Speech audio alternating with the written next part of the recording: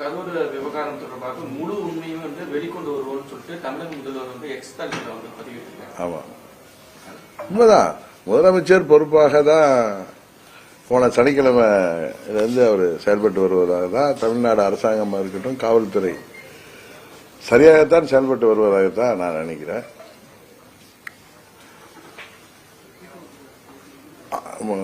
முதலமைச்சருக்கு ஒன்றும் யாரையும் கைது செய்துவிட வேண்டும் என்கிற நோக்கம் இருப்பதாக டே ஒன்ல இருந்து தெரியுது.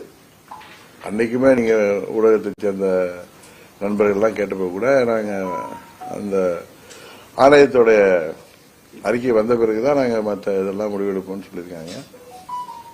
41 உயிர்கள் அநியாயமாக உயிர் திறந்திருக்கிற நேரத்தில் எஃப்ஐஆர் போட வேண்டிய அவசியம் இருக்கு. அதுல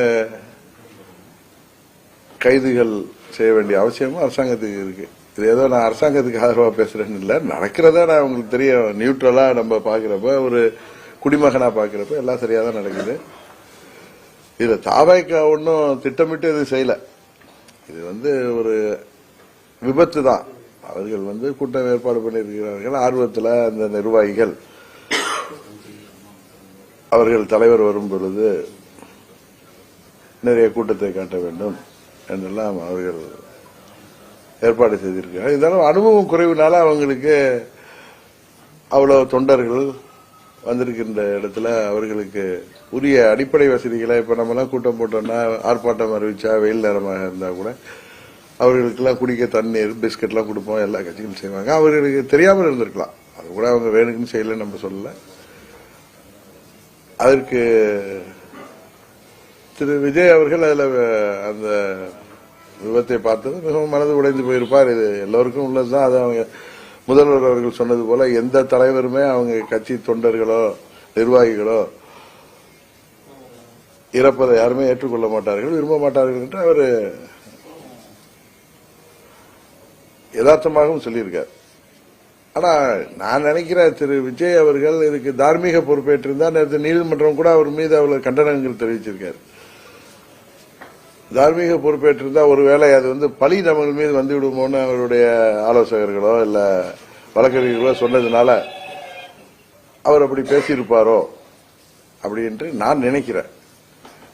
இது யாரையும் நான் சப்போர்ட் பண்ணி சொல்லல. அதுல தார்மீக பொறுப்பு தாவேக்காவுக்கு தான் இருக்கு.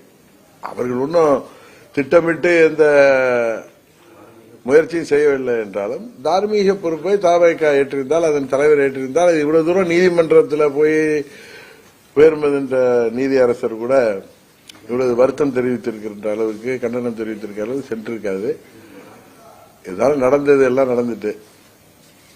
இதுல என்ன ஒண்ணுன்னா, நிறைய தலைவர்கள் இதுல நண்பர் சீமான்லாம் எதுலையுமே உணர்ச்சி வசப்பட்டு பேசக்கூடியவர் கூட அதுல எல்லாம் ரொம்ப சரியாக பேசினார். முதல் நாள்ல இருந்து இன்று வரை அவர் அவருடைய கருத்துக்கள் சரியாகத்தான் இருக்கு.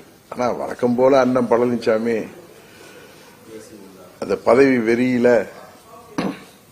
4 ஆண்டு முதலமைச்சராக இருந்து மக்கள் வரி பணத்தை எல்லாம் ருசித்தவர்கள்